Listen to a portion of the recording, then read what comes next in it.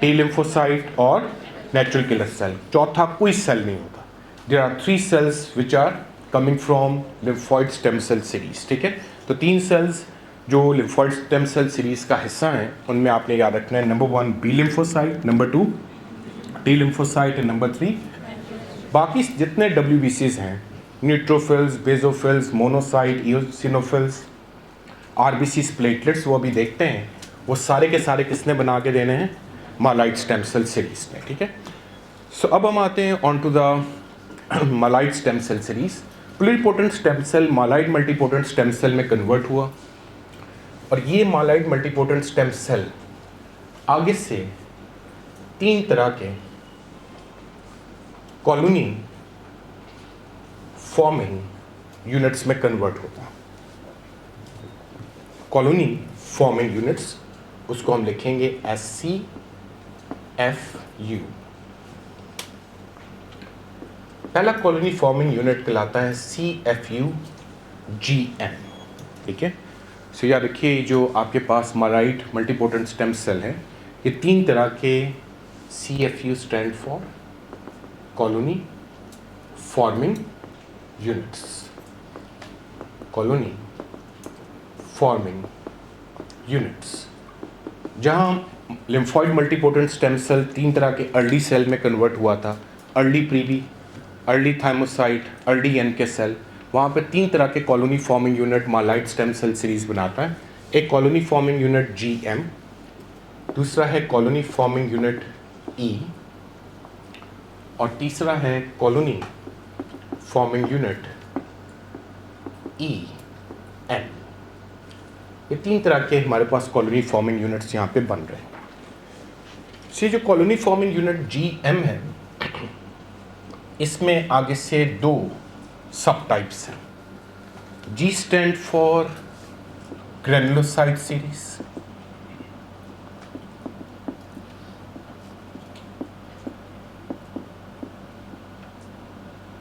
and M for monocyte series.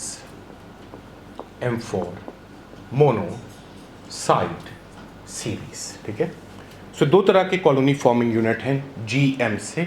G stand for granulocyte and M stand for monocyte. ठीक है, अब देखते हैं ग्रेनुलोसाइट सीरीज, अगर कॉलोनी फॉर्मिंग यूनिट में जो ग्रेनुलोसाइट सीरीज का कॉलोनी फॉर्मिंग यूनिट है उसको हम नाम देते हैं एज माइलोब्लास्ट।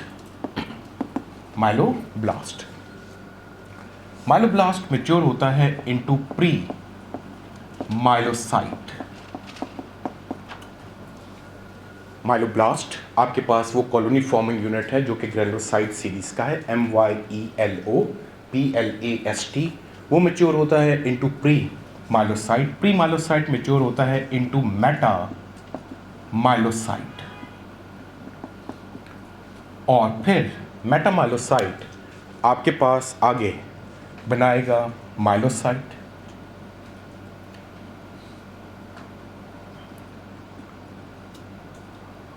और myelocyte is going to mature into granulocyte. It is going to mature into granulocyte. ठीक है, सो आपके पास जो है वो कोई आपसे पूछ ले कि ग्रेनुलोसाइट कैसे बनते हैं, तो आपने बताना है कि भाई granulocyte lymphoid stem cell series से नहीं आते। कहाँ से आते हैं? मालाइड स्टेम सेल सीरीज से। प्लूरिपोटेंट स्टेम सेल कन्वर्ट होगा मालाइड मल्टीपोटेंट स्टेम सेल में, उससे बनेगा colony forming unit granulocyte which is myeloblast. Pre myelocyte, metamyelocyte, myelocyte से होता हुआ ग्रेनुलोसाइट बनेगा। और आपके पास ये जो ग्रेनुलोसाइट है ये आगे से जो सेल्स देगा, famously one is all important neutrophil and the other one is all important basophils. All important basophils. ठीक है, सो यहाँ से ग्रेनुलोसाइट सीरीज से कौन से जो हमारे पास ग्रेनुलोसाइट्स आएंगे, तो 2 इम्पॉर्टेंट WBCs आपको पता है। सबसे मेजर जो WBC हमारी सर्कुलेशन में पाया जाता है वो कौन सा होता है? न्यूट्रोफिल। इसके अलावा वी हैव ऑल्सो बेसोफिल्स। ठीक है, सो 5 WBCs हैं हमारे पास, है ना? न्यूट्रोफिल्स, बेसोफिल्स, मोनोसाइट्स, मैक्रोफेजेस या इओसिनोफिल्स और लिम्फोसाइट, ठीक है। तो एग्ज़ाम का बड़ा कॉमन क्वेश्चन है कि which of the following WBCs are granulocytes. Granulocytes आपने याद रखना है, उन WBCs को कहते हैं जिनके साइटोप्लाज्म में क्या होते हैं, ग्रेन्यूल्स। किस चीज़ के? लाइसोसोमल एंजाइम्स के, ठीक है। तो ऐसे WBCs जो कि अपने साइटोप्लाज्म में ग्रेन्यूल्स रखते हों, भाई जब भी कोई एंटीजन वगैरह आएगा तो उसको जब आपके WBCs ने मारना है तो अपने साइटोप्लाज्म से क्या चीज़ रिलीज़ करेंगे, लाइसोसोमल एंजाइम्स। बड़ा बेसिक सा कंसेप्ट है, ठीक है। और लाइसोसोमल एंजाइम्स में प्रोटीएस, कोलेजनेस, हाइड्रोनिडेस, एलास्टेस, इस तरह के एंजाइम्स होते हैं, ठीक है। तो अलग से हेड नोट लिखिए, which of the following, head note या फुट नोट अलग से साइड पे लिखते जाए, which of the following WBCs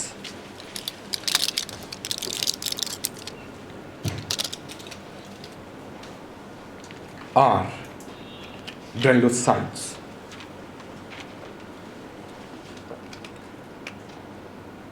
तो लिख लीजिए, नजर आ रहा है, न्यूट्रोफिल्स, बेसोफिल्स एंड अभी पढ़ते हैं इओसिनोफिल्स। इओसिनोफिल्स भी अपने अंदर साइटोप्लाज्म में क्या रखते हैं, ग्रेन्यूल्स। लेकिन याद रखिए इनका कॉलोनी फॉर्मिंग यूनिट सेपरेट होता है, इनका कॉलोनी फॉर्मिंग यूनिट सेपरेट होता है, ठीक है। सो 3 ग्रेनुलोसाइट्स कौन कौन से हैं 5 WBCs में, याद रखिए, न्यूट्रोफिल्स, बेसोफिल्स एंड इओसिनोफिल्स। अब आप कहोगे कि सर ये नाम कैसे पढ़े, तो याद रखिए आपके पास जो 5 WBCs ऐसे हैं जिनके साइटोप्लाज्म में जो ग्रेन्यूल्स हैं वो कौन सा स्टेन लेते हैं, बेसोफिलिक। बेसोफिलिक स्टेन किस कलर का होता है, ब्लू, ठीक है। ये तो हिस्टोलॉजी में आपने पढ़ा ही होगा। बाज़ आपके पास ऐसे WBCs हैं जिनके साइटोप्लाज्म में जो ग्रेन्यूल्स हैं दे टेक इओसिनोफिलिक स्टेन, ठीक है। इओसिनोफिल आपके पास पिंक, ठीक है। और बाज़ ऐसे होते हैं WBCs जिनमें कुछ आपके पास बेसोफिलिक स्टेन भी ले लेते हैं और कुछ इओसिनोफिलिक स्टेन भी ले लेते हैं। ऐसे WBCs को क्या बोला जाता है, न्यूट्रोफिल्स, ठीक है। तो आपने याद रखना है ये जो नाम पढ़े हुए हैं that is due to staining of these granules, ठीक है। तो ऐसा WBC है जिसके साइटोप्लाज्म में ग्रेन्यूल्स बेसोफिलिक स्टेन ले रहे होंगे, उसको आपने बेसोफिल बोल देना, ठीक है। जिनमें आपके पास इओसिनोफिलिक स्टेन ले रहे होंगे उन्हें आपने इओसिनोफिल्स बोल देना है, और अगर दोनों तरह के ले रहे हैं तो उसको आप क्या नाम दे दोगे, न्यूट्रोफिल्स। नो डाउट सबसे कॉमन WBC हमारे सर्कुलेशन में कौन सा होता है, न्यूट्रोफिल्स, ठीक है। यहीं पे आपने याद रखना है, अब वो आपसे पूछ ले कि भाई ए ग्रेनुलोसाइट किन को बोलते हैं, ठीक है, विच आर द WBCs। भाई कौन कौन से WBCs ऐसे हैं जिनको हम ए ग्रेनुलोसाइट्स बोलते हैं। तो लिखिए, फुट नोट ही जो लिख रहे हैं, ठीक है। ए ग्रेनुलोसाइट इंक्लूड, ए ग्रेनुलोसाइट्स इंक्लूड लिम्फोसाइट्स, लिम्फोसाइट्स में दोनों आ गए, BB और TB, ठीक है। सो ए ग्रेनुलोसाइट्स से बड़े बेसिक एग्जाम के MCQs हैं। तो agranulocytes include lymphocyte and monocyte, ठीक है। सो लिम्फोसाइट और मोनोसाइट्स आपके पास ए ग्रेनुलोसाइट हैं। टोटल 5 WBC होते हैं, छठा कोई नहीं, ठीक है। न्यूट्रोफिल्स हैं, बेसोफिल्स हैं, इओसिनोफिल्स हैं, उनको ग्रेनुलोसाइट्स बोलते हैं। और आपके पास ये जो लिम्फोसाइट्स हैं और मोनोसाइट्स हैं इनको क्या बोलोगे आप, ए ग्रेनुलोसाइट्स, ठीक है। So WBCs which are known as agranulocytes, तो जुमला जो आपने लिखना है वो सही होना चाहिए, ए ग्रेनुलोसाइट्स इंक्लूड्स लिम्फोसाइट्स, BOT आ गए, एंड मोनोसाइट, ठीक है। इनको ए ग्रेनुलोसाइट इसलिए बोला जाता है, लिखिए, दे डू कंटेन ग्रेन्यूल्स, ठीक है। भाई ऐसा कोई WBC नहीं हो सकता जिसके पास ग्रेन्यूल्स ना हो।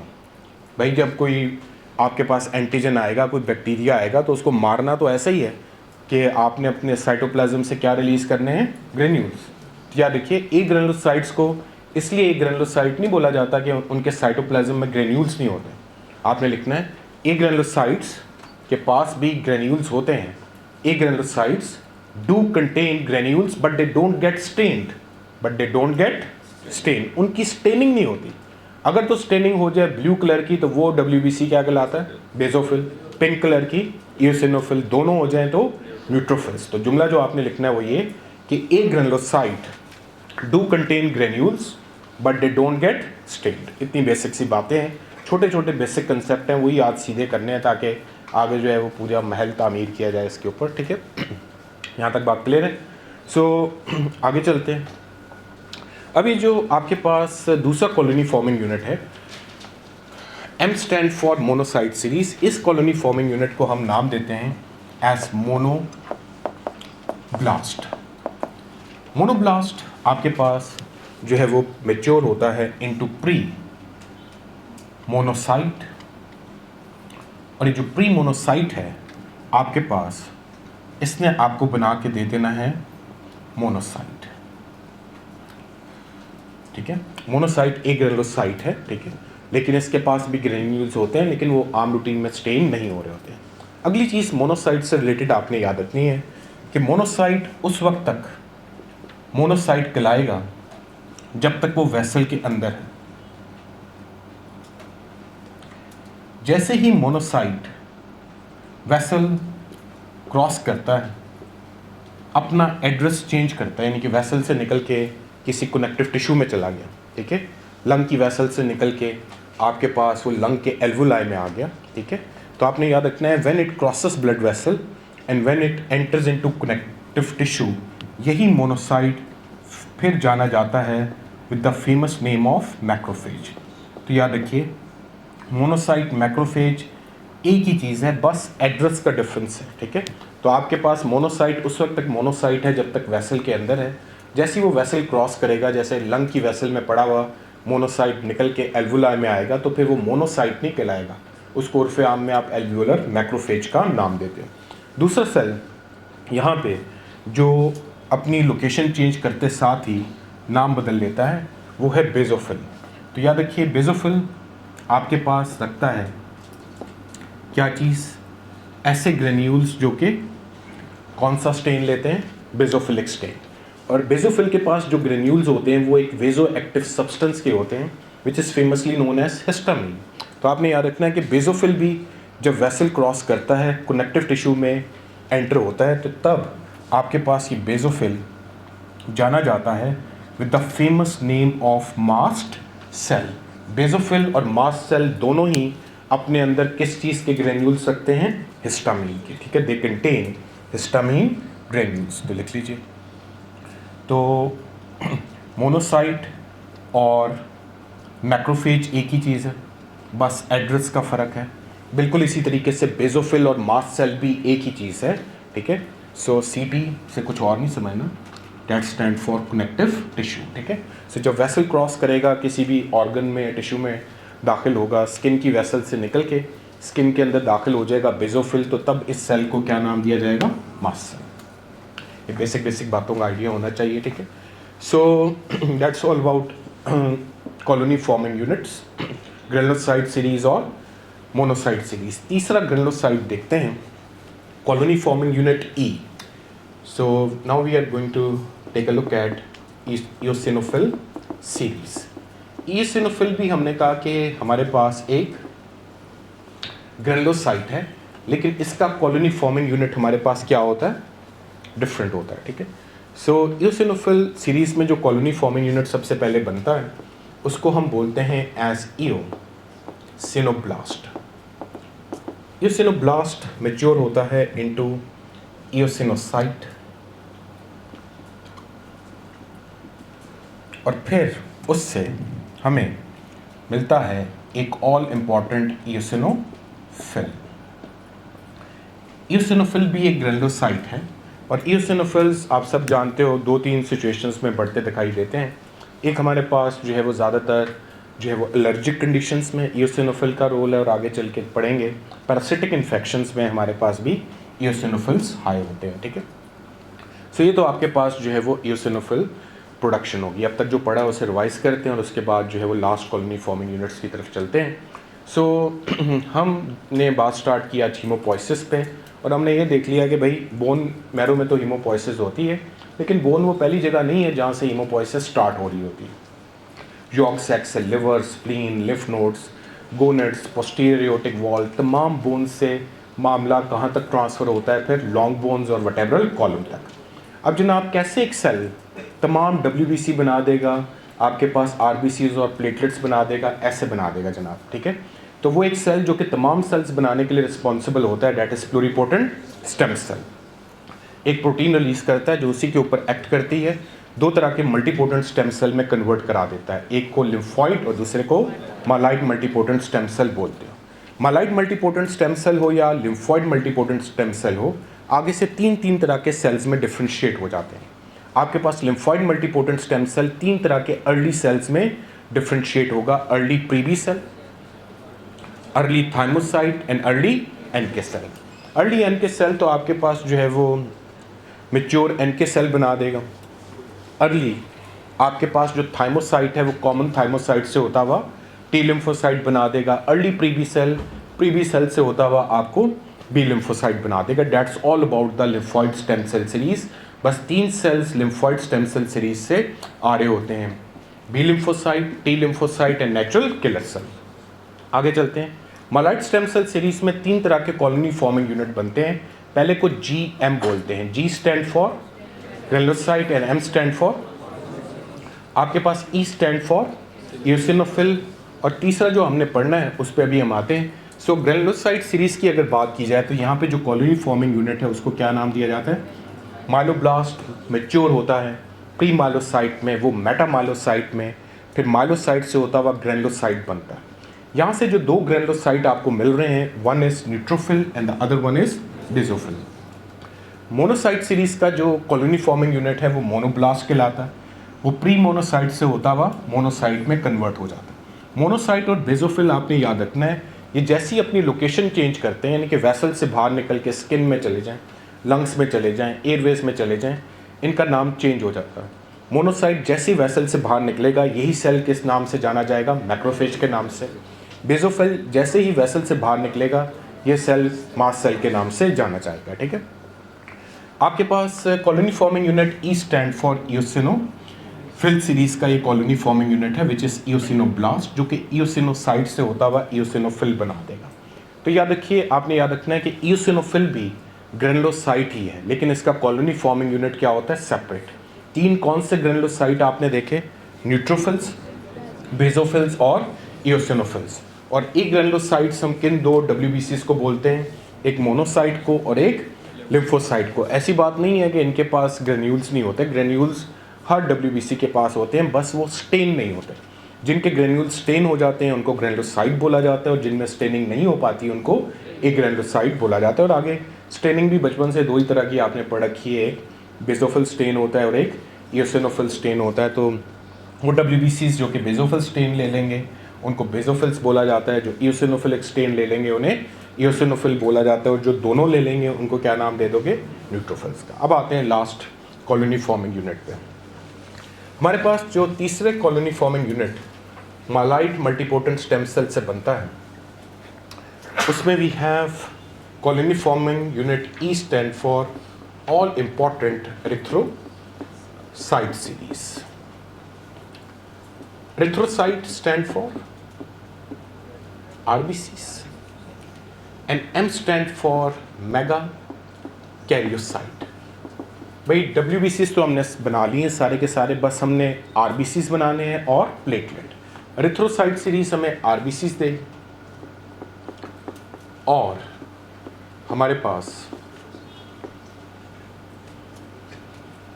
मेगा कैरियोसाइट्स हमें प्लेटलेट्स बना के देगी। तो देखते हैं process of production of red blood cells, ठीक है। सो हमारे पास कॉलोनी फॉर्मिंग यूनिट E जो कि एरिथ्रोसाइट सीरीज का, जिसने हमें RBC बना के देना है, that is basically erythroblast. That is basically erythroblast. Erythroblast हमारे पास जो है वो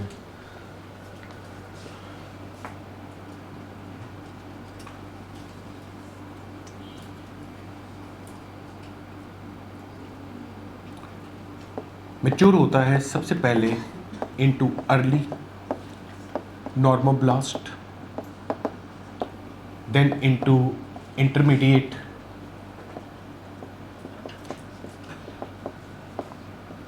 नॉर्मोब्लास्ट,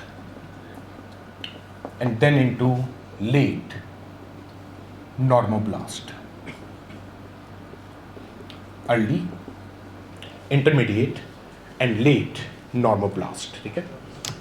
सो ये जो आपके पास अर्ली, इंटरमीडिएट और लेट नॉर्मोब्लास्ट हैं, इनमें फिर फ़र्क आ जाता है। जो ग्रेन्यूल्स होते हैं वो कैसे कैसे कलर पिक करते हैं, ठीक है। सो आप देखोगे कि अर्ली नॉर्मोब्लास्ट को बास बुक्स बेजोफिलिक, क्योंकि इसमें जो ग्रेन्यूल्स होते हैं वो बेजोफिल स्टेन लेते हैं, ठीक है। लेकिन अर्ली, इंटरमीडिएट और लेट नॉर्मोब्लास्ट याद रखना आसान है, ठीक है। फिर आपके पास इंटरमीडिएट को बुक्स बास पॉलीक्रोमैटिक, गाइटन वगैरह के अंदर ये नाम भी दिए जाते हैं, ठीक है, यानी कि डिफरेंट कलर्स के ग्रेन्यूल्स आ जाते हैं। और लेट नॉर्मोब्लास्ट को ऑर्थोक्रोमैटिक मीन 8 टाइप्स के डिफरेंट कलर्स के ग्रेन्यूल्स यहाँ पर मौजूद होते हैं। तो आप इनको BPO से भी याद रख सकते हो, ठीक है। तो बेजोफिलिक, पॉलीक्रोमैटिक और ऑर्थोक्रोमैटिक नॉर्मोब्लास्ट यहाँ पर है, लेकिन ज़्यादा इजी टर्मिनोलॉजी आपके पास अर्ली, इंटरमीडिएट और लेट नॉर्मोब्लास्ट। इनसे होता हुआ हमारे पास बनता है रेटिकुलोसाइट।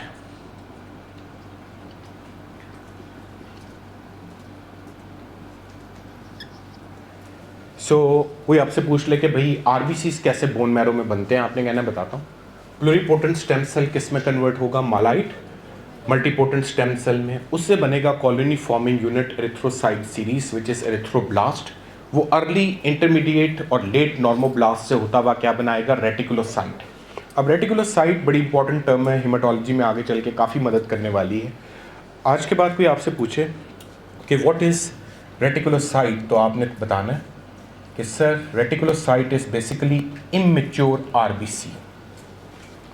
आगे चल के बड़ी जगह टर्म आएगी कि जी इस पेशेंट में रेटिकुलोसाइटोसिस हो गया। रेटिकुलोसाइट्स कोई आपसे पूछ ले तो आपने कहना है कि सर बताता हूँ, it is basically baby RBC. किसको बोला जाता है? इमेच्योर या बेबी आरबीसी को। सो इमेच्योर या बेबी आरबीसीज रेटिकुलोसाइट्स जो है के नाम से जाने जाते हैं। और ये हमारे पास रेटिकुलोसाइट आगे चल के बना के देता है हमें ऑल इम्पॉर्टेंट एरिथ्रोसाइट।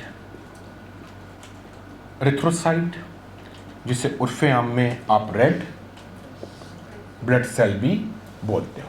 तो रेड ब्लड सेल हमारे पास किस स्टेम सेल सीरीज से आ रहा है? It is coming from